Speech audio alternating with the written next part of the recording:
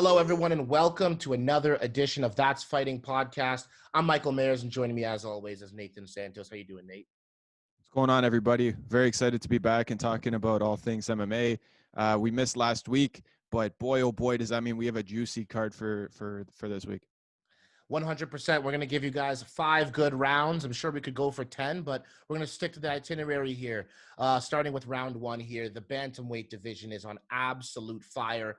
What we saw over the last weekend, the last fight there, we saw Cody Garbrandt. We saw Aljamain we saw Sean O'Malley. We saw some real heat developing between everybody involved. Aljamain Sterling is now the uncrowned champion in the eyes of Ariel Helwani. And large in part, he is the #1 contender for the winner of Petr Yan versus Jose Aldo.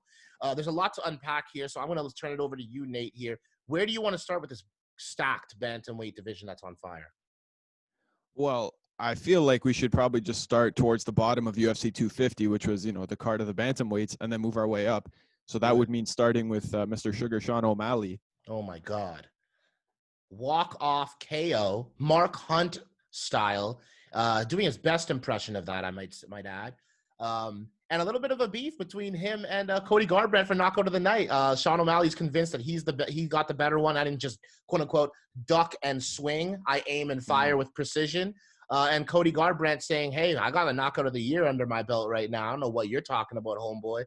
So I'm very intrigued, first of all, with Sean O'Malley. Let's start off there. He came in there against Eddie Wineland, who is a game veteran. He used to be WEC champion, I believe, back in the day. He's definitely not at that level anymore. But in terms of, I hate to use this word because it has so much negative connotation, but a gatekeeper, that was a welcoming party for Sean O'Malley to enter into top 10. Let's take on some real contenders type of status. That walk-off KO was absolutely ferocious. And when I saw Eddie Wineland's head hit the canvas, I was like, ooh, double trouble. You were already out on your feet, and now you're hitting the canvas. What'd you think? Me and my boys went off. We started screaming because we couldn't handle it. He was so calm. It was kind of eerie after he knocked him out. He just walked away like an assassin. What were some of your takeaways from just his, that performance was flawless, man. You got hit once, though. Sugar Sean O'Malley. And my God, don't forget the name.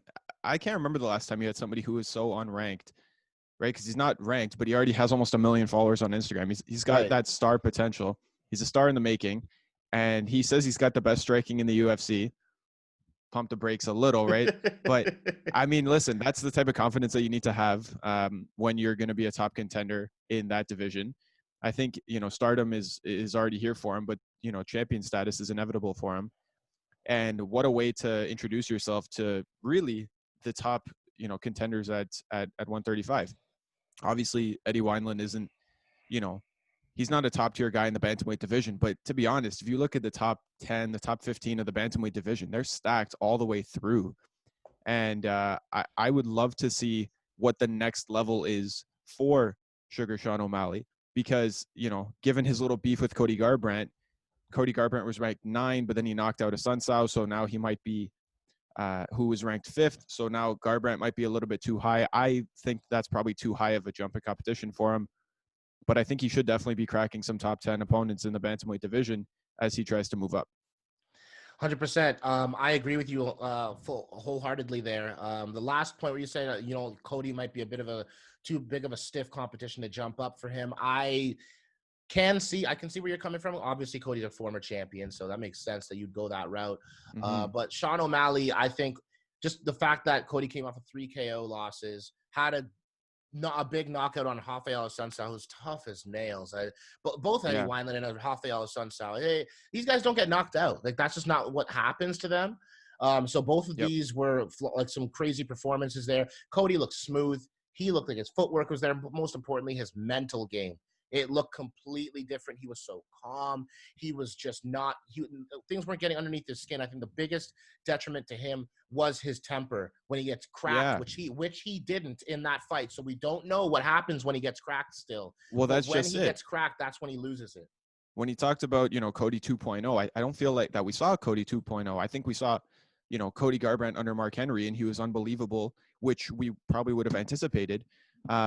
but I don't think, he showed that when he's in a firefight that he won't still just drop his hands and start swinging, which is how he got knocked out, in his previous fight. So, if he's, then again, though, Sean O'Malley, I don't think we've seen him tested yet. And yeah, maybe that's just because he's sleeping everybody.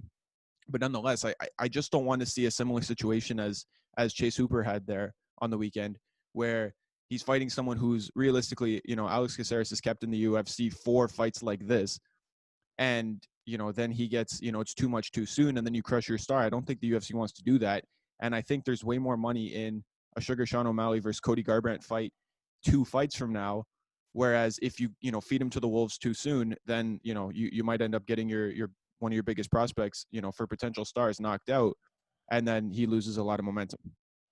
I agree. I agree with the sentiment, but I disagree with the comparison with the analogy there, because I know Caceres has been in the UFC for 9 years now, so that's 2011. He's been here for a hot minute. Cody is.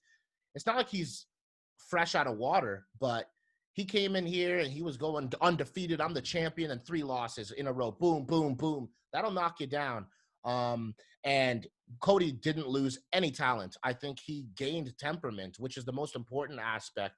But someone like a Sugar Sean O'Malley is someone who's going to push Cody in that mental game and be like, I'm going to knock you out. What are you going to do about it? And talk that level of shit where you, especially to a guy where, if you get under his skin, he gets emotional, and now he's getting wild. And someone like Sean O'Malley, he is precision personified.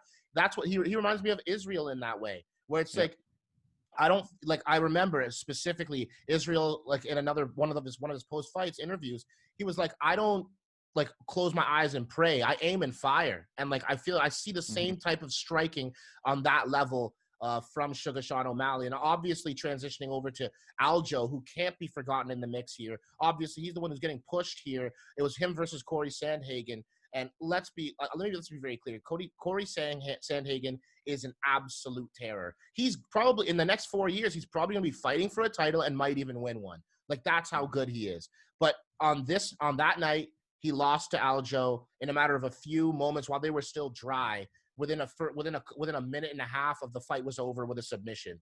Aljo looked stellar. Go ahead. Aljo, the human backpack, right? He just, lightning quick, and then took his back and choked him out. And quite frankly, Ariel said, Aljo's the uncrowned champion, and he probably is. And that's, he's fought the best of the best in the bantamweight division, and now he's come out on top, and he's probably, he's deserving of the next shot after, once we have a new winner at Fight Island, which we'll talk about later in the show.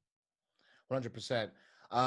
Honestly, I'm so happy that the bantamweight division is coming up like this. Obviously with TJ Dillashaw coming back eventually, he's going to be re-entering the fray. I